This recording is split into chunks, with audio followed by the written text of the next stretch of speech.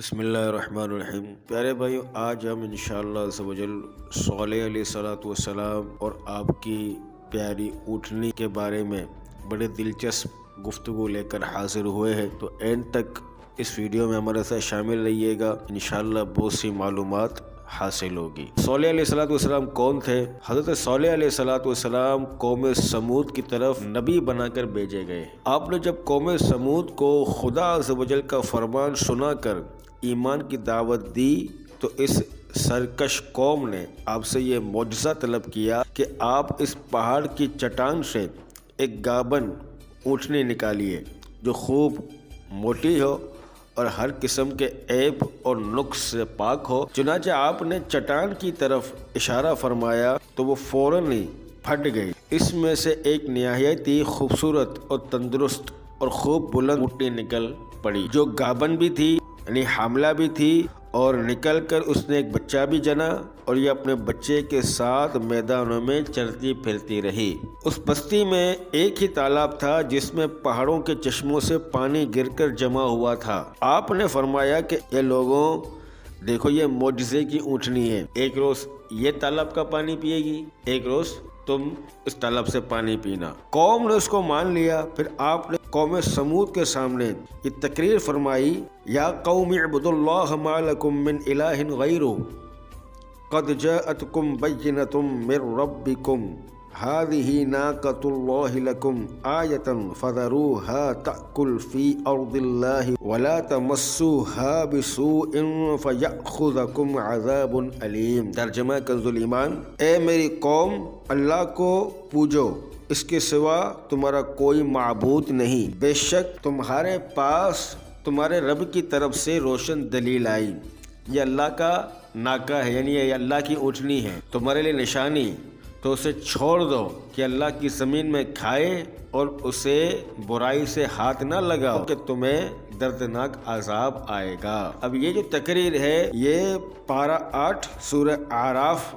میں موجود ہے، اس کی آیت نمبر 73 میں۔ اب پیارے بھائیوں، چند دن تو قوم سمود نے اس تکلیف کو برداشت کیا کہ ایک دن ان کو پانی نہیں ملتا تھا، کیونکہ اس دن تالاب کا سارا پانی اونٹنی پی جاتی تھی، اسی لیے لوگوں نے طے کر لیا کہ اونٹنی کو قتل کر ڈالے۔ چنانچہ اس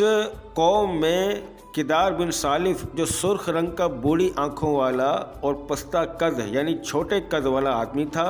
اور ایک زناکار عورت کا لڑکا تھا، ساری قوم کے حکم سے اس اونٹنی کو قتل کرنے کے لیے تیار ہو گیا۔ حضرت صالح علیہ الصلوۃ والسلام منع ہی کرتے رہے، لیکن کدار بن سالف نے پہلے ہی تو اونٹنی کے چاروں پاؤں کو کاٹ ڈالا،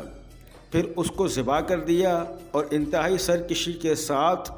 حضرت صالح علیہ الصلوۃ والسلام سے بے ادبانہ گفتگو کرنے لگا۔ چنانچہ خداوند قدوس عز و جل کا ارشاد ہے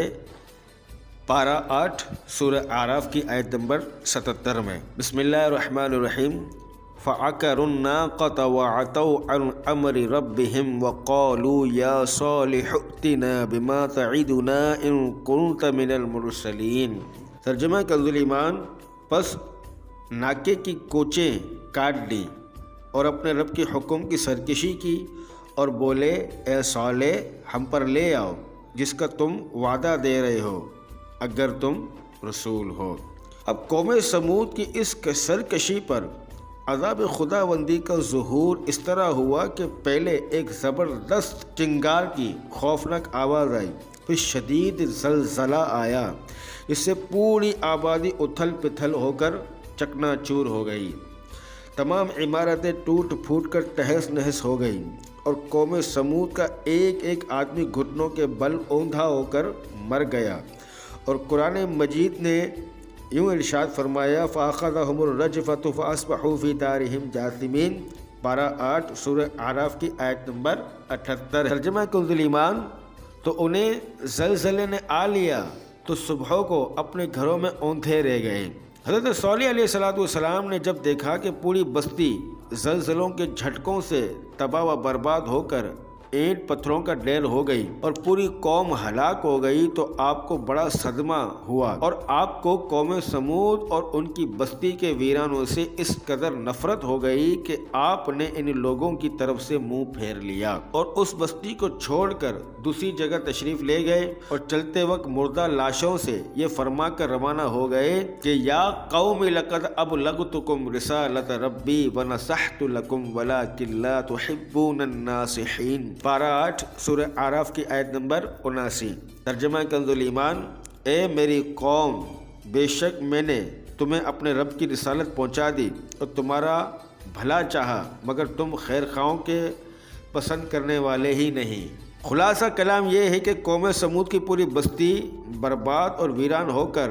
خنڈر بن گئی اور پوری قوم فنا کے گھاٹ اتر گئی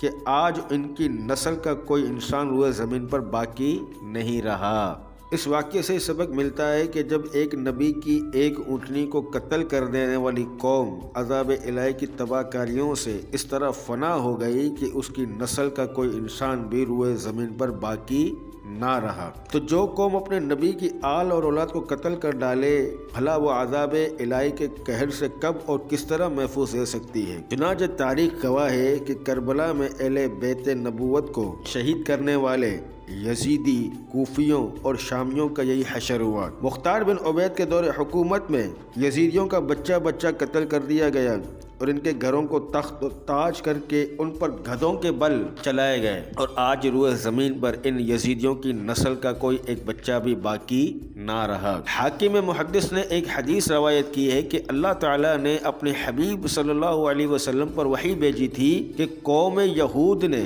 حضرت زکریا علیہ السلام کو قتل کر دیا تو ان کے ایک خون کے بدلے 70,000 یہودی قتل ہوئے، اور آپ کے نواسہ حضرت امام حسین رضی اللہ تعالی عنہ کے ایک خون کے بدلے 70,000 یعنی 1,40,000 کوفی و شامی قتل کیے گئے۔ چنانچہ اللہ تعالیٰ کا وعدہ اس طرح پورا ہوا کہ مختار بن عبید کی لڑائی میں 70,000 کوفی و شامی قتل ہوئے، اور پھر عباسی سلطنت کے بانی عبداللہ بن صفح کے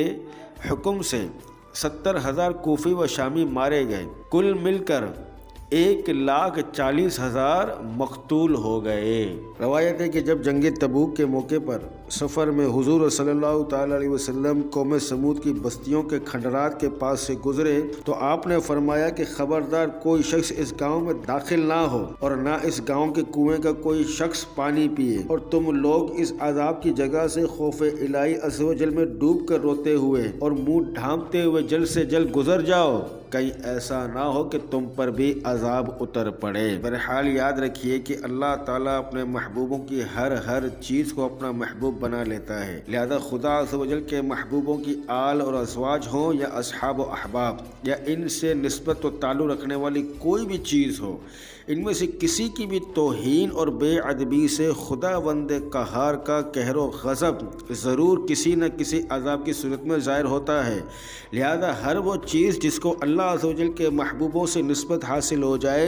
ان کی تعظیم و تکریم لازم و ضروری ہے، اور ان کی توہین اور بے ادبی عذاب الہی کی ہری جھنڈی اور تباہی و بربادی کا سگنل ہے۔ تو اللہ تعالیٰ سے ہم دعا کرتے ہیں کہ اللہ تعالیٰ اپنے نبیوں، رسولوں اور اپنے محبوبوں کا ادب اور احترام کرنے کی توفیق عطا فرمائے، اور ان کے گھر والوں کا بھی ادب و احترام کرنے کی توفیق عطا فرمائے۔ امید ہے اس ویڈیو سے آپ نے بہت ہی اچھی معلومات حاصل کی ہوگی۔ تو ملتے ہیں اگلی ویڈیو میں، جب تک اپنا بہت زیادہ خیال رکھیے۔ اللہ حافظ۔